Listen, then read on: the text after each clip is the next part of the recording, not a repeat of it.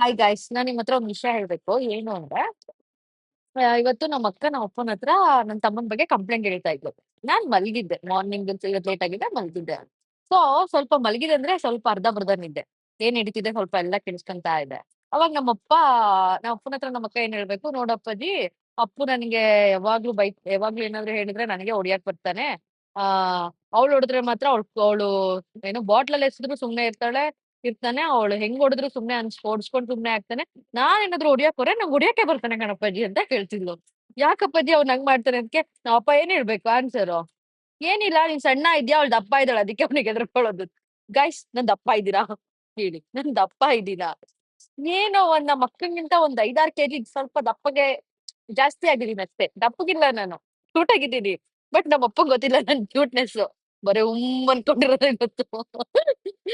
ಹಿಂಗೂ ಇರ್ತಾರೆ ನೋಡಿ.